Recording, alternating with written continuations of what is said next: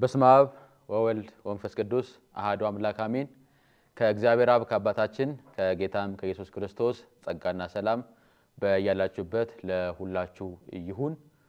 በዚህ በቃላዋዲ መንፈሳዊ የቴሌቪዥን በኩል የሚተላለፉ መርሃ ግብርን የምትከታተሉ በያላችሁበት የጌታ ጸጋ ከእናንተ ጋር ይሁን።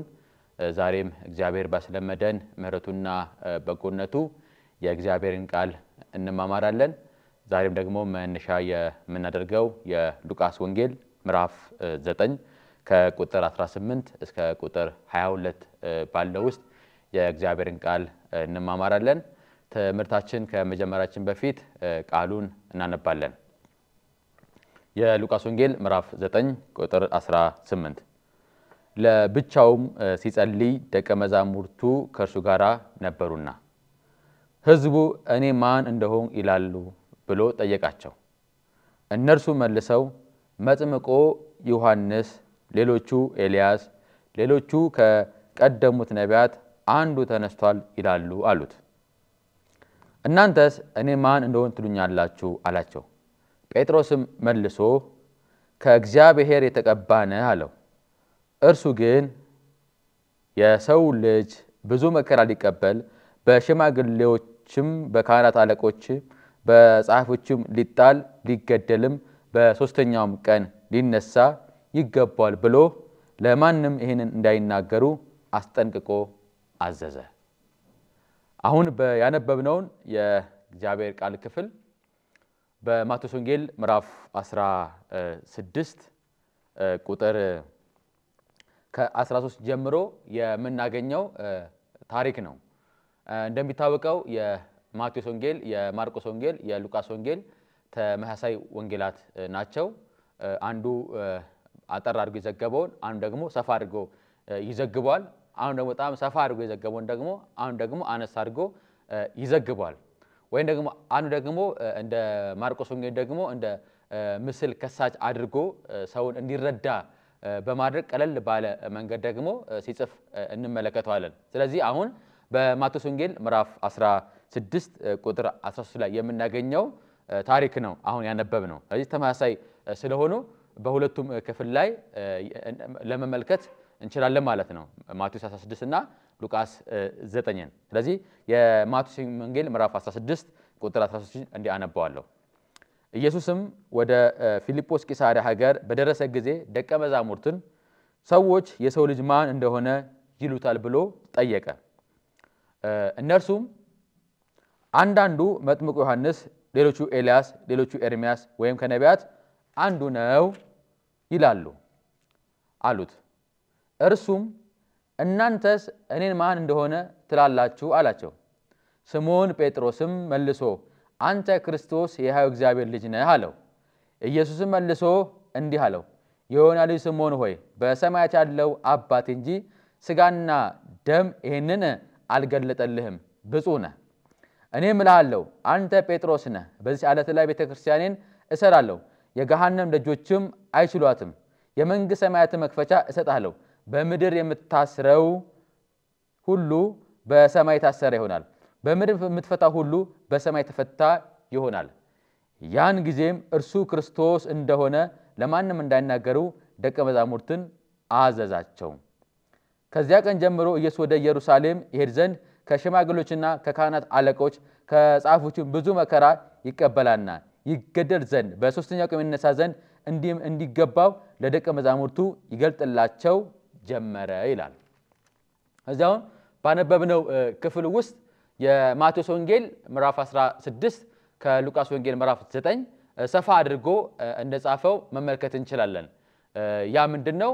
ለምሳሌ የተጠየቀበት ቦታ የማቴዎስ ወንጌል ይነግረናል። በተጨማሪም የጴጥሮስ ምስክርነት ከጴጥሮስ ሥጋና ደም የመጣ ሳይሆን በላይ በሰማያት ያለው የጌታ ኢየሱስ ክርስቶስ አባት እንደገለጸለትም የማቴዎስ ወንጌል ይነግረናል። ስለዚህ ይህ ምስክርነት የመጣው ከጴጥሮስ ማንነት ሳይሆን የአባቱ ገልጦለት እንደሆነ የማቴዎስ ወንጌል ምዕራፍ 16 ይህንን ያብራራልናል ማለት ነው። ከዛ በኋላ በተጨማሪም ጴጥሮስም ይህንን እውነት ተከትሎ ደግሞ ጌታ ኢየሱስ ክርስቶስ በዛ አለትነት ላይ ቤተክርስቲያን እንደሚመሰረታት ያቺ ቤተክርስቲያን ደግሞ የገሃነም ደጅ ደግሞ እንደማይችላት በተጨማሪም ደግሞ በወንጌል በኩልም ስልጣን ሲሰጠው እንመለከታለን። በምድር ያሰረከው በሰማይ ታሰረ እንዲሆን በምድር የፈታ በሰማይ ተፈታ ይሆን ዘንድ የወንጌልም ስልጣንንም እንደሰጣ በማቴዎስ ወንጌል ምዕራፍ 16 ለምናገኘው እውነት ነው ማለት ነው። ስለዚህ አንዱ ጠበብ አንዱ ሰፋ አድርጎ ሲያብራራልን እንመለከታለን። ታዲያ ለዛሬ ግን በስፋት የምንመለከትበት ክፍል የትኛው ነው ከተባለ ክርስቶስ ሞትና መከራን ከጻፍትና ከሽማግሌዎች ከካህናት አለቆች እንደሚያገኝ እንደሚመጣበት በተጨማሪም እንደሚነሳ ጌታ ከተናገረው ክፍል ውስጥ ነው ዛሬ የምንማማርበት። ስለዚህ የትምህርታችን ርዕስ የሚሆነው ሊሞት የመጣው ኢየሱስ በሚል ርዕስ እንማማራለን። ሊሞት የመጣው ኢየሱስ ምክንያቱም ጌታ ኢየሱስ ክርስቶስ ወደዚህ ዓለም የመጣበትን እውነትንም በዚህ ታሪክ ውስጥም ስለምናገኝ ጌታ ከጸሐፍት ከፈሪሳውያን ከካህናት አለቆች መከራንም መሰቀልንም ያገኛል። ከዛ በኋላ ደግሞ ሞትንም ድል አድርጎ ይነሳል የሚል ክፍል ጌታ ተናግሯል። እዛ ላይ ነው ዛሬ የምንማማረው። ጌታ ኢየሱስ ክርስቶስ ወደዚህ ዓለም የመጣበት ዋነኛው ዓላማው ምንድነው ከተባለ ሊሞት ነው ማለት ነው። ሊሞት ነው። ስለዚህ ሊሞት የመጣው ማን ነው ከተባለ ኢየሱስ ክርስቶስ ነው። ልብ በሉ ጌታ ኢየሱስ ክርስቶስ ከመምጣቱ በፊትም ከመጣም በኋላም ዓለም ከተፈጠረ ጀምሮ እስከ አሁኗ ድረስ ዓላማውን ሞት አድርጎ የመጣ ማንም የለም ከጌታ ከኢየሱስ ክርስቶስ ውጪ። ኢየሱስ ብቻ ነው ዓላማውን ሞት አድርጎ የመጣው። ወደዚህ ዓለም ሲመጣ እርሱ እንዲያገለግሉት ወይም ደግሞ የሮምን መንግስት አጥፍቶ በሮም መንግስት ላይ ደግሞ ሆኖ ደግሞ እስራኤልን ነፃ ሊያወጣ አይደለም ጌታ የመጣው። ጌታ የመጣው ለአንድ እውነት ነው። እርሱም ደግሞ የዓለም መድኃኒት ደግሞ እንዲሆን እርሱ ደግሞ እንዲሞት እርሱ ደግሞ ቤዛ እንዲሆን ነው ጌታ ኢየሱስ ክርስቶስ ወደዚህ ዓለም የመጣው እውነት ማለት ነው። ስለዚህ መሰረታዊ ነገር ነው ጌታ ያነሳው ማለት ነው። ሊሞት ነው ወደዚህ የመጣው። ለምን? ለኃጢአተኛው ዓለም ለኃጢአት ደግሞ ለኃጢአተኛው ሰዎች ደግሞ እርሱ የዓለምን ኃጢአት ሁሉ በመሸከም እንዲሞት የመጣ ነው። ማን? ጌታ ኢየሱስ ማለት ነው። ልብ በሉ ገና ከመወለዱ ጀምሮ ጌታ ኢየሱስ ክርስቶስ እርሱ ክርስቶስ የዓለም መድኃኒት ዛሬ በዳዊት ከተማ ተወልዶላችኋል ካለበት ጀምሮ ጌታ ኢየሱስ ክርስቶስ ሊሞት እንደሆነ እንደመጣ የሚያሳየው እውነት አለ ማለት ነው። ስለዚህ ኢየሱስ ክርስቶስ ለኃጢአተኛ ሊሞት የመጣ ጌታ ነው። ለኃጢአተኛ ሊሞት የመጣ መድኃኒት ነው። ማን? እርሱ ኢየሱስ። ስለዚህ ጌታ በተናገረው ክፍል ውስጥ ነው ዛሬ የምንቆየው ማለት ነው። አሁን ታዲያ ለምንድነው ኢየሱስ ክርስቶስ ሊሞት ወደዚህ የመጣው ወደዚህ ዓለም የመጣው? ለምን እርሱ በላይ በሰማያት ሆኖ በዛ በክብር ዙፋኑ ሆኖ የሰውን ልጅ ማዳን ለምን አልቻለም ካልን ምክንያቱም እርሱ እግዚአብሔር ጻድቅ ስለሆነ ነው። ፍትሃዊ ስለሆነ ነው። ልብ በሉ ጻድቅና ፍትሃዊ ስለሆነ ስለተሰራበት ኃጢአት ዋጋ መቀበል አለበት። ለዛ ለተሰራበት በደል ለተሰራበት ኃጢአት ለተሰራበት አመጻ ለዛ ኃጢአትና ለዛ አመጻ ደግሞ ዋጋ መከፈል አለበት። ዋጋ ካልተከፈለ የእግዚአብሔር ጽድቅ የእግዚአብሔር ፍትሃዊነት ይጓደላል። ፍትህና ጽድቁ የሚጠበቀው በምንድነው ከተባለ ማለት ነው ለተሰራበት አመጻ ያ ዋጋ ሲከፈለው ብቻ ነው እርሱ ደግሞ መድኃኒት ወይ ደግሞ እርሱ ደግሞ ማለት ነው ፍትሁን ጽድቁንም አሟላ ልንል የምንችለው። ልብ በሉ ገና በመጀመሪያው በኦሪት ዘፍጥረት ምዕራፍ 3 ላይ የምናገኘው አንድ ታሪክ አለ። ያ ታሪክ ዓለምን የቀየረ ታሪክ ነው። የተለዋወጠበት ታሪክ ነው። ምክንያቱም ምዕራፍ 1 እና ምዕራፍ 2 ኃጢአት ያነካው ክፍሎች ናቸው። እግዚአብሔር ሰውን በራሱ አርአያና አምሳል ፈጥሮ ከእርሱ ጋር ደግሞ ማለት ነው እንዲኖር ደግሞ ከእርሱ ጋር ህብረት ደግሞ እንዲኖር አድርጎ እግዚአብሔር ፈጠረው። በምዕራፍ 2 ውስጥ ደግሞ እግዚአብሔር ለሰው ልጅ ትእዛዝ ሰጠ። ያ ትእዛዝ እንዲጠበቅ ማለት ነው። ያ ትእዛዝ እንዲጠበቅ በሰውና በእግዚአብሔር መካከል ኪዳን ሲገባ እንመለከታለን። ያ ኪዳን አንዳንድ የመጽሐፍ ቅዱስ አስተማሪዎች የሥራ ቃል ኪዳን ይሉታል ያንን በመጠበቅ የሚገልጠው ማለት ነው በመጠበቅ የሚገልጠው ኪዳን ስለሆነ ፍቅሩን የሚያሳይበት እውነት ስለሆነ ማለት ነው ነገር ግን እግዚአብሔር የሰጠውን ትእዛዝ የሰው ልጅ በምዕራፍ 3 ላይ ሳይጠብቅ ሲቀር እንመለከታለን የመጀመሪያው አመጽ በምድር ሆነ የሰው ልጅ በእግዚአብሔር ላይ አመጸ ለዚህ ነው ዮሐንስ በመልእክቱ በምዕራፍ 3 ላይ ኃጢአት አመጻ ነው አለ ምንድነው ኃጢአት አመጻ ነው ልብ በሉ እነዚህ በእግዚአብሔር ትእዛዝ ላይ አመጹ አመጻው የሆነው ልብ በሉ በሰው ላይ አይደለም አመጻ የሆነው በፍጥረት ላይ አይደለም አመጻ የሆነው ባስገኛቸው ላይ ሁሉንም ባስገኘ በቅዱሱ በእግዚአብሔር ላይ አመጻ ተሰራ የመጀመሪያው ኃጢአትም ሆነ ማለት ነው በዚህ ኃጢአት ምክንያት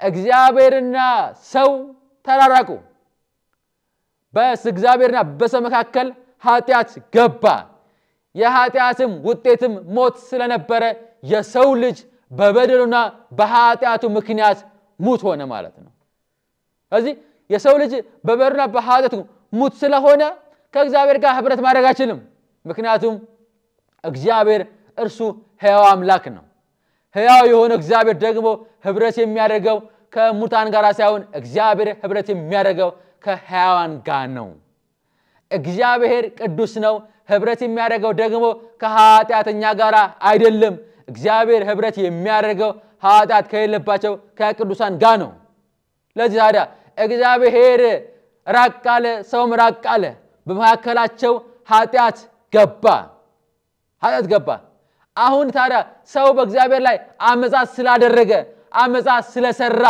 እግዚአብሔር ወደ ሰው መምጣት ሰውም ወደ እግዚአብሔር መሄድ አይችልም ለምን በመካከላቸው ያለው ጠብ ኃጢአት ስለነበረ አሁን ታዲያ እግዚአብሔር ፍቅር ነው ፍቅር ስለሆነ ያንን ኃጢአትን ተሻግሮ ለምን ከሰው ጋር ህብረት ማድረግ አልቻለም ካለ ማለት ነው እግዚአብሔር ደግሞ ለተሰራበት ኃጢአት ለተሰራበት አመጻ ደግሞ ዋጋ ይፈልጋል ይሄ ደግሞ ፍትሃዊ ደግሞ ጽድቁ እግዚአብሔርን ይይዘዋል ማለት ነው አሁን ፍቅሩንም ጽድቁንም የሚያሟላ መንገድ እግዚአብሔር ራሱ መሰረተ አሁን ጽድቁም አይጎልም ፍቅሩም አይጎልም ሁለቱንም ሚዛናዊ በመሆን ያንን እውነት ደግሞ የሚፈጽምለት ደግሞ አለ ማን ነው ከተባለ እርሱም ልጁ ጌታ ኢየሱስ ነው ልብ በሉ ልጁ ጌታ ኢየሱስ ወደዚህ ዓለም ከመምጣቱ በፊት ወደ እግዚአብሔር መቅረቢያ ጊዜያዊ ነገሮች እግዚአብሔር ሲያበጃጅ እንመለከታለን በተለይ በዚህ በኦሪት ዘሌዋውያን መጽሐፍ ውስጥ እግዚአብሔር የመስዋዕትን ሥርዓትን ሲያበጅ እናገኘዋለን የመስዋዕት ሥርዓት የተበጀበት ዋነኛ ዓላማ ምንድነው ከተባለ ለጊዜውም ቢሆን ሰው የተመረጠው ህዝብ የአብርሃም ወገን የሆነው ያዕቆብ ህዝብ ከእግዚአብሔር ጋር ህብረት የሚያደርግበት ይሄ ለጊዜያዊ ህብረት የሚያደርግበት መንገድ ነበር በመስዋዕቱ በኩል ከእግዚአብሔር ጋር ህብረት ያደርጉ ነበር ለጊዜም ቢሆን ማለት ነው ያ ኃጢአትን በማስወገድ ሳይሆን ኃጢአትን ለጊዜው በመክደን ወደ እግዚአብሔር ይቀርባል በምን በመስዋዕት በኩል ይሄን መስዋዕት ሰው አይደለም ያበጃጀው ለዚህ የመስዋዕት ሥርዓትን ደግሞ ሥርዓትን ያመጣው ሰው አይደለም ልብ በሉ ወደ እግዚአብሔር መቅረቢያ መንገድን በብሉይ ኪዳንም ይሁን በሐዲስ ኪዳንም የመሰረተው ራሱ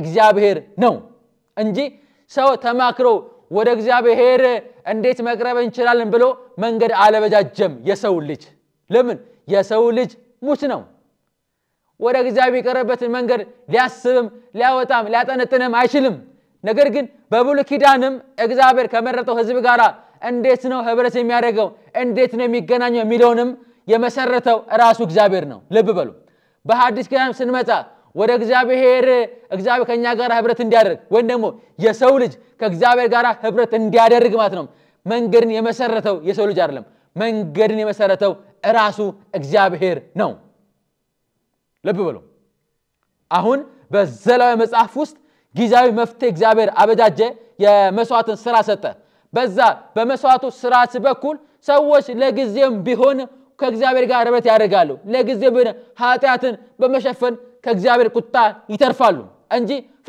ፍጹም የሆነ መድኃኒት ፍጹም የሆነ ከእግዚአብሔር ጋር ህብረት በዛ መስዋዕት አይገኝም ምክንያቱም የሚሰዋው እንስሳ የሚቀርበው የእህል ቁርባኑ ማለት ነው ለሰው ልጅ የኃጢአትን መወገድን እግዚአብሔርን የሚያረካ መስዋዕት ሆኖ አይቀርብም ግን ለጊዜውም ቢሆን ኃጢአትን በመሸፈን ከእግዚአብሔር ጋር ህብረት ይመጣል አሁን ይሄ የብሉይ ኪዳን መስዋዕት እግዚአብሔር ያረካ ደስ ያሰኘ መስዋዕት አይደለም የእግዚአብሔር ፍትህንም ወይ የእግዚአብሔር ጽድቅንም በሙላት የገለጠም አይደለም ነገር ግን የመስዋዕት ሥርዓትን በመስጠት ግን የእግዚአብሔር ፍቅር ግን በጥቂቱም ቢሆን ተገልጧል መጥቷል ማለት ነው ታዲያ በሐዲስ ኪዳን ግን የመዳንን መንገድ ከእግዚአብሔር ጋር ህብረት የምናደርግበትን መንገድ ህይወት የምናገኝበትን መንገድ ደግሞም የእግዚአብሔር ልጆች የምንሆንበትን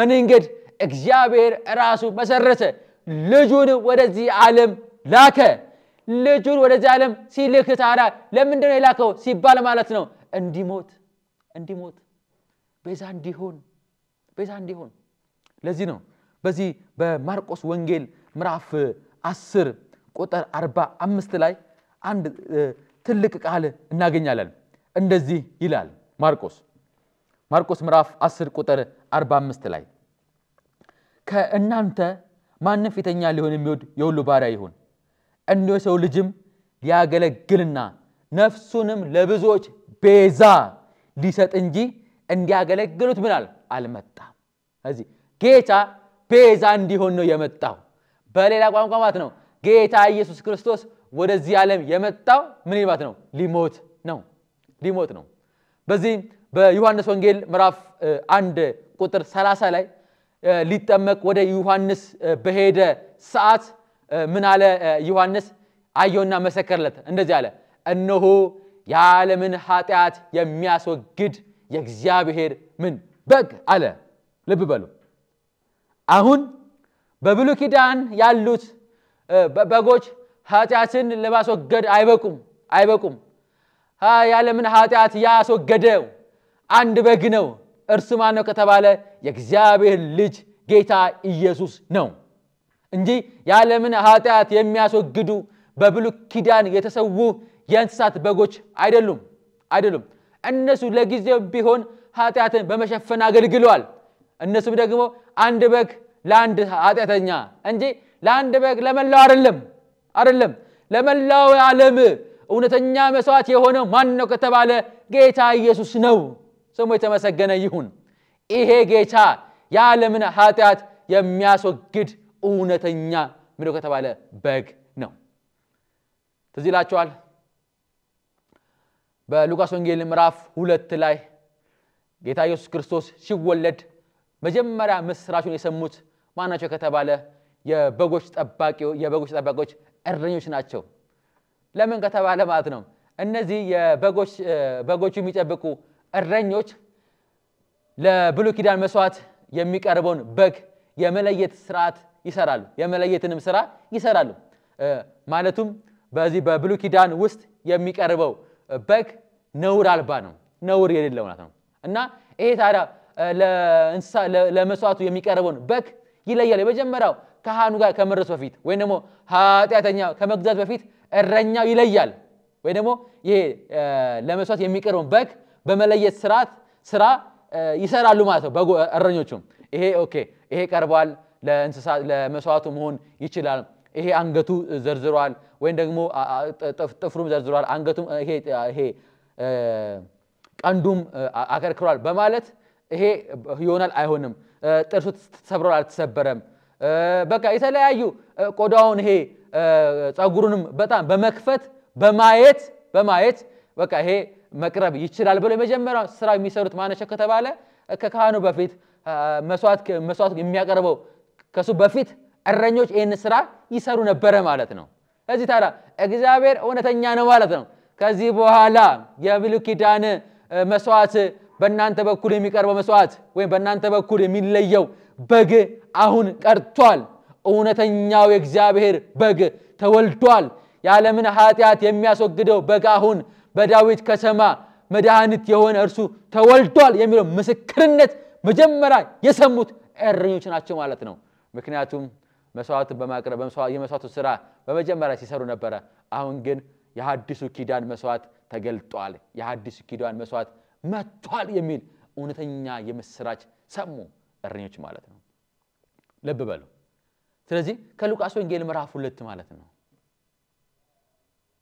ስለዚህ በግ የሆነው ጌታ ኢየሱስ እርሱ በበጎች በረት ተወለደ እውነተኛ በግ ክርስቶስ ኢየሱስ የዓለምን ኃጢአት የሚያስወግድ ማለት ነው ስለዚህ ኢየሱስ ክርስቶስ እርሱ እውነተኛ እግዚአብሔር በግ ነው በቃ ሊሞት የመጣ ነው ማለት ነው ቤዛ ሊሆን የመጣ ነው ታዲያ ኢየሱስ ክርስቶስ ቤዛ ለመሆን መስፈርቱን ያሟላል ወይ ደግሞ የቤዛነትን መስፈርት ሊያሟላ ይችላል ወይ ካለን አዎ ይችላል የቤዛነትን መስፈርትን ስንመለከት ሶስት መስፈርቶች አሉት አንድ ሰው ቤዛ ለመሆን ማለት ነው ቤዛ ለመሆን ስለዚህ እነዚህ መስፈርቶችን አሁን እንመለከታለን ማለት ነው የመጀመሪያው ፍጹም ሰው መሆን አለበት ልብ በሉ ፍጹም ሰው መሆን አለበት አሁን ጌታ ኢየሱስ ክርስቶስ ሊሞት ሲመጣ መጀመሪያ መሆን ያለበት ምንድነው ከተባለ ማለት ነው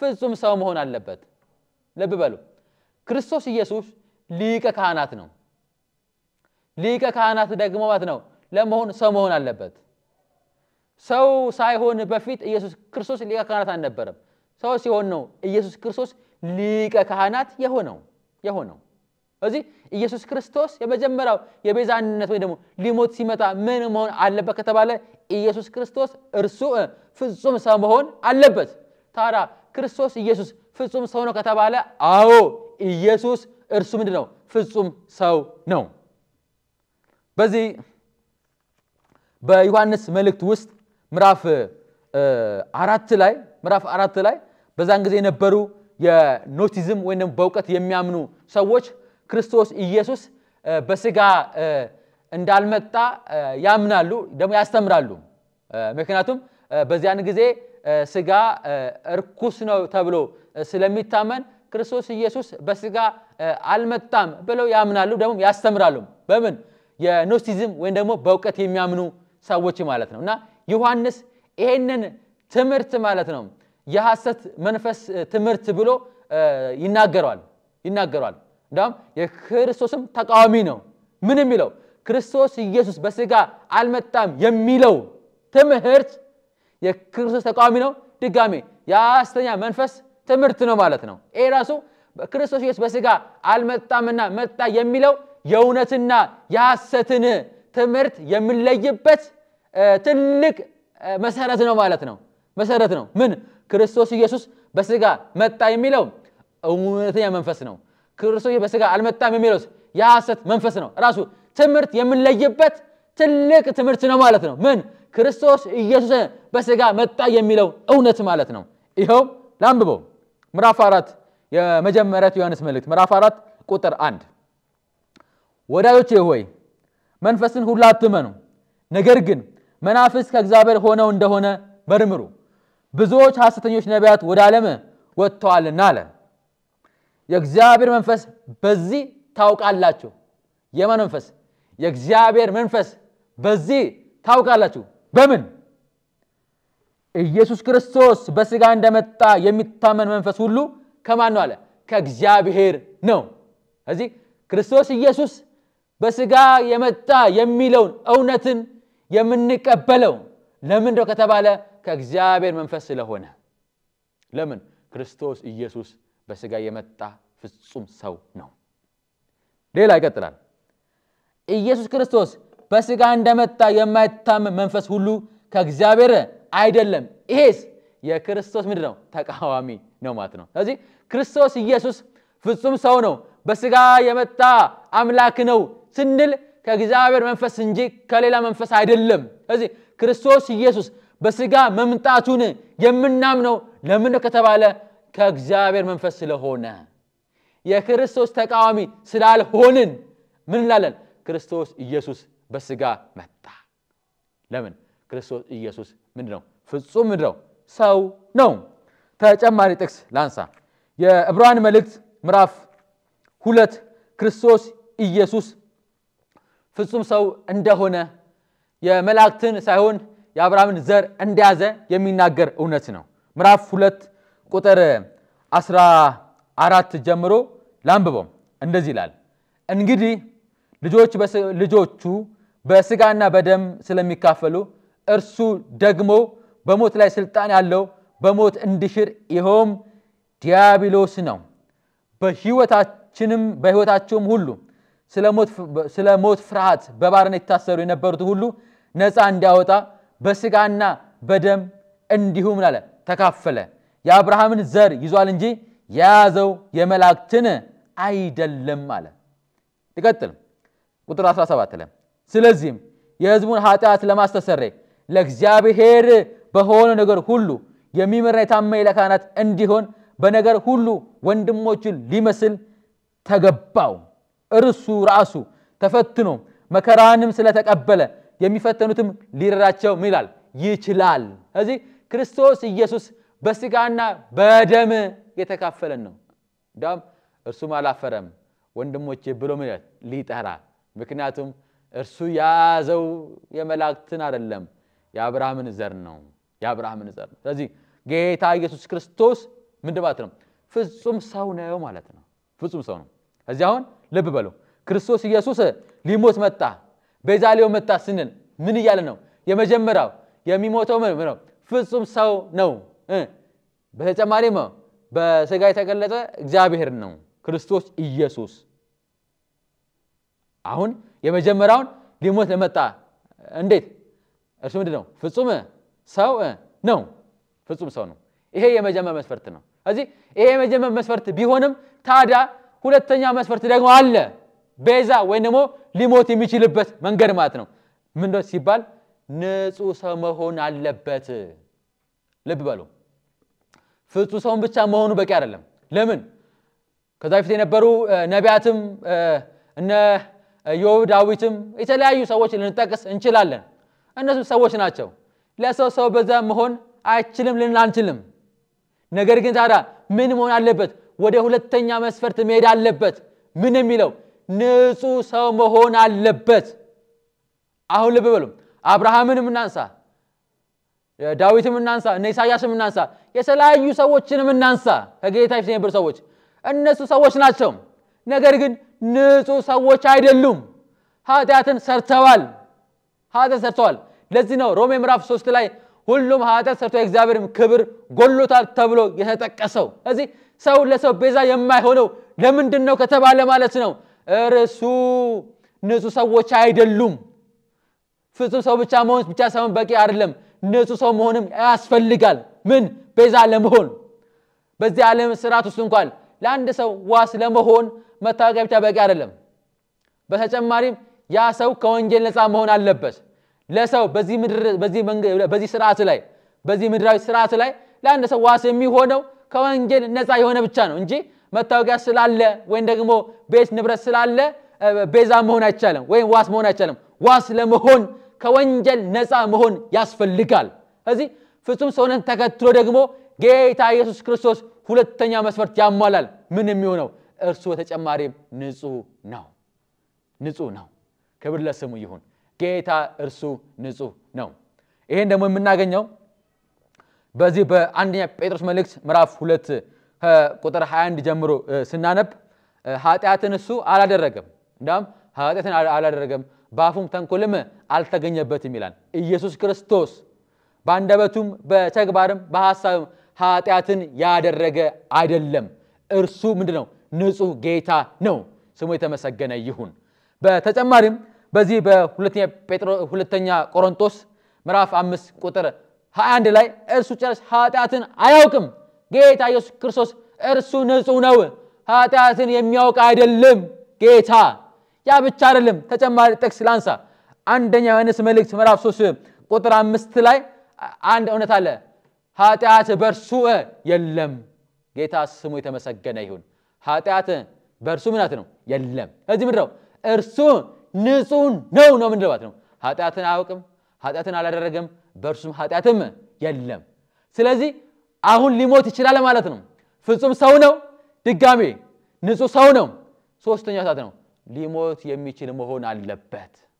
ልብ በሉ አሁን ጌታ ኢየሱስ ክርስቶስ ወደዚህ ዓለም የመጣው ቅድም እንዳነሳ ነው ምንድነው ነው ሊሞት ነው ማለት ነው ለምን ይሞታል ከተባለ ማለት ነው እርሱ እኛን ይወደናል ሊሞት ይችላል ማለት ነው ሊሞት ይችላል እንዳም በዚህ በፊልጵስዩስ መልእክት ምዕራፍ 2 ላይ ስናነብ ማለት ነው እርሱ ለመስቀል ሞት እንኳን የታዘዘ ሆነ አለ በቃ ጌታ እኛን ለማዳን በመስቀል ላይ እንኳን ለመሞት የታዘዘ ሆነ በመስቀል ላይ ለምን በመስቀል ላይ የሚሞት እርሱ የተረገመ ተብሎ ተጽፏል ማለት ነው እኛን ደግሞ ከእርግማን ሊዋጀን ይላል ጳውሎስ በገላትያን ምዕራፍ 3 ላይ ማለት ነው ሊዋጀን ማለት ነው እሱ ስለኛ እርግማን ሆኖ ምን አለ ተሰቀለ ስለዚህ ሊሞት ይችላል ለምን ወደ ዓለምም የመጣው ሊሞት ነው ማለት ነው በጣም ደግሞ ሊሞት ብቻ አይደለም ለመስቀል ሞትን እንኳን ጌታ ኢየሱስ ክርስቶስ ምን ያለው የታዘዘው ማለት ነው ስለዚህ ሊሞት የመጣው ኢየሱስ ነው ስለኔ ኃጢያት ስላንቺ ኃጢያት ስላንተ ኃጢያት ስለኛ ኃጢያት ስላለም ሁሉ ኃጢያት ሁላ ሊሞት የመጣው ማን ነው ከተባለ ጌታ ኢየሱስ ክርስቶስ ነው ማለት ነው ስለዚህ በክርስቶስ ሞት ውስጥ ደግሞ የእግዚአብሔር ጽድቅም የእግዚአብሔርም ፍቅርም በአንድ ላይ ተገልጧል በሞቱ በክርስቶስ ሞት ፍቅሩ ተገለጸ እንዴት ክርስቶስ ኢየሱስ ለኛ ሲሰጥ ጽድቁ ተገለጸ እንዴት ክርስቶስ ኢየሱስ ስለኛ መስቀል ላይ ሲሞት የእግዚአብሔር ጽድቅ ተፈጸመ ማለት ነው በቃ አሁን ጽድቁና ፍቅሩ ሚዛናዊ ሆኖ ለኛ ክርስቶስ ኢየሱስ ሞተልን በተለያዩ ስፍራ ይሄንን ትምህርት የምትከታተሉ እህትና ወንድሞቼ ክርስቶስ ኢየሱስ ስላንተና ስላንቺ ሊሞት መጥቷል ይሄንን እውነት በመቀበል የእግዚአብሔር ልጆች እንድትሆኑ ወንድማዊ ፍቅሬን መልእክት አስተላልፍላችኋለሁ ምክንያቱም ስላንቺ ኃጢያት ስለነኛ ኃጢያት ስለሁላችንም ኃጢያት የሞተው እርሱ ብቻ ነው ሊሞት የመጣው ክርስቶስ ነው ክብር ምስጋና አምልኮ ውዳሴ ለእርሱ ብቻ ይሁንለት ሊሞት የመጣው ኢየሱስ የታረደው ኢየሱስ ክብር ለስሙ ይሁን በያላችሁበት የጌታ ጸጋ በሁላችሁም ላይ ይብዛ